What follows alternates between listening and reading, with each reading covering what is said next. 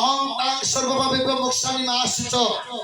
ভগবান বলেছেন সবকিছু পরিত্যাগ করিয়া কেবলমাত্র তোরা আমার নাম নে, আমি তোদেরকে শেষের দিনে উদ্ধার করব। তাই দেখুন ভক্তগণ, আপনাদের কাছে একটা নিবেদন রেখে যাই না।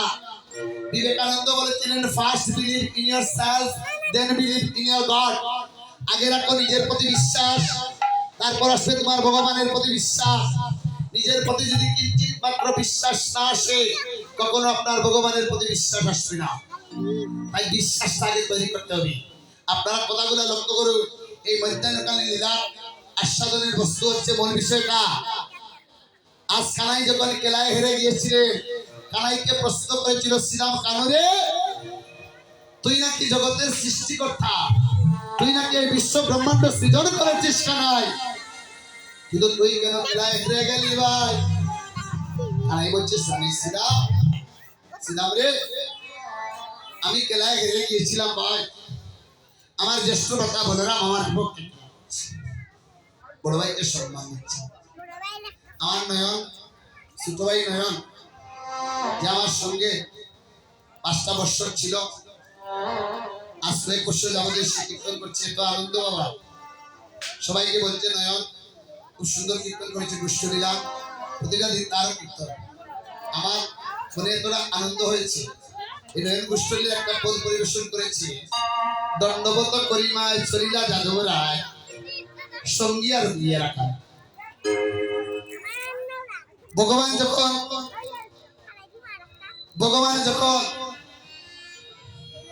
গোষ্ঠলীলা যাচ্ছে, দণ্ডবত করছেন কার চরণে? কথাটা লক্ষ্য করুন।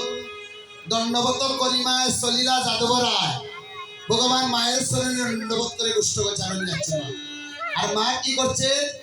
রক্ষা মন্ত্র পাঠ করে বলরামের হাতে সমর্থন করে দিচ্ছে। দেখবেন মা আমাদের জড়জাগতিক জগতের কথা। সন্তান যখন গোরের বায়ু হয়ে যায়, মা দেখবেন কনিষ্ঠ অঙ্গুলিতে দণ্ডাঘাত করে বাম পা থেকে একটু তুলে এনে সন্তানের মস্তকে তুলে দেয়। কেন মা দেন? এটা আপনি মনে করেন সন্তানের জন্য আমার আশীর্বাদ। আর আমাদের সন্তানের তখন দায়িত্বটা কি? ভগবান যেটা করেছেন, দণ্ডবোধ করছেন মায়ের চরণে।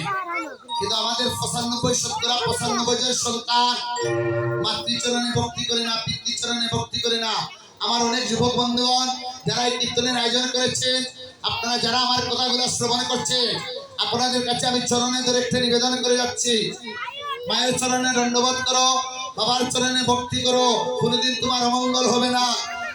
যদা যদা ধর্মস্য গ্লানি ভবতি ভারত অভ্যুত্থানম ধর্মস্যাত্মনং সৃজাম্যহম পরিত্রাণায় সাধনাং বিনাশায় চ দুষ্কৃতাম ধর্ম সংস্থাপনায় সর্বভাবে জুড়ে। ভগবান যুগে যুগে আবির্ভূত হয়েছে এই জীবকে উদ্ধার করার জন্য। ভগবান যেহেতু মাতৃচরণে ভক্তি করছে, পিতার চরণে ভক্তি করছে, আমি কেন আমার মা বাবার চরণে ভক্তি করবো না? তাহলে আমি কি কীর্তন করছি আর কি কীর্তন শ্রবণ করছি? মা আপনাদের কাছে আমরা এই নিবেদনটুকু রেখে যাচ্ছি। কি নিবেদন? আপনারা এই শিক্ষাটা অর্জন করুন। তাই ভক্ত সজ্জন মন্ডলীগণ, আজ দেখুন ভক্তগণ, তোমরা সময় আসছে রে 4:30, কখন আইসি? 5টা না, 1 মিনিট নেই, 4:30 পুরা। আর তাড়াতাড়ি শিমুল আলে চলিও না। এবার কি করছেন জানি? এবার দেখুন মা, এই শিক্ষাটা আমাদেরকে অর্জন করতে পারিব। এবার কি করছে?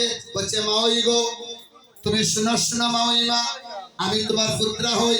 এবার বলছে এসো সুবল জলকে যা, এসো সুবল জলকে যা, এসো সুবল জলকে যা, এসো সুবল জলকাই বার ছিল বাসনা, এসো সুবল জলকে যা, জলকাই বার ছিল বাসনা, এসো সুবল জলকে যা, এসো সুবল জলকে যা, এসো সুবল জলকে যা, জলকাই বার ছিল বাসনা, এসো সুবল জলকে যা, জলকাই বার ছিল বাসনা, এসো সুবল জলকে যা, এসো সুবল জলকে যা, এসো সুবল জলকে যা, সুবল জলকে যা। ও সুবল তুই এসো বাবা, এবার বলছে মাওইমা গো, ও মাওইমা, যদি তুমি আমার সিমতে মাওইমা আচরণ করতে না, এবার সুবল মনে মনে ভাবছে যে এই সুযোগে যদি জটিলা মন্দিরে প্রবেশ না করিয়া সুযোগ পাবো না, কিন্তু আমার তো মূল বিষয় হচ্ছে জলের পিপাসা। কিসের পিপাসা? কিসের পিপাসা? আউজাল বলছি, হ্যাঁ তুই তার পিপাসা।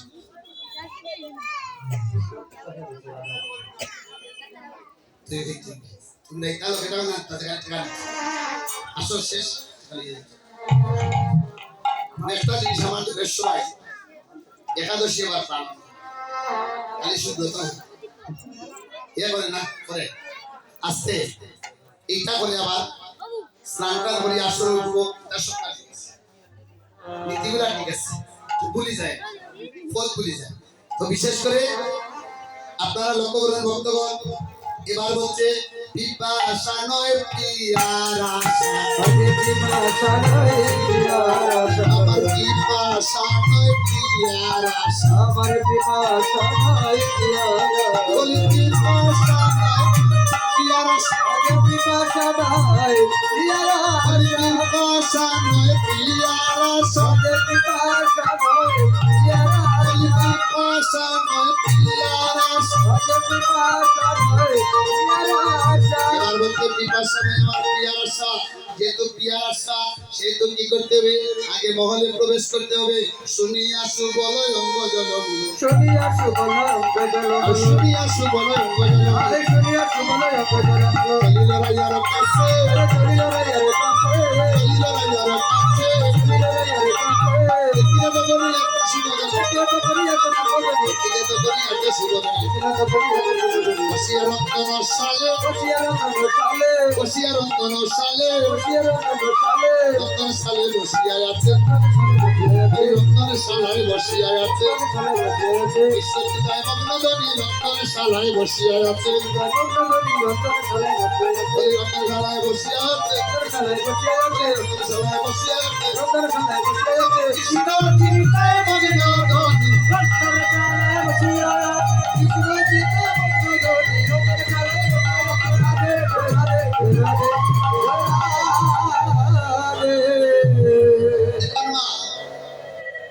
আপনারা কোথাও লক্ষ্য করুন মাতৃমণ্ডলীগণ, ভক্তিরা এমন এক বস্তু,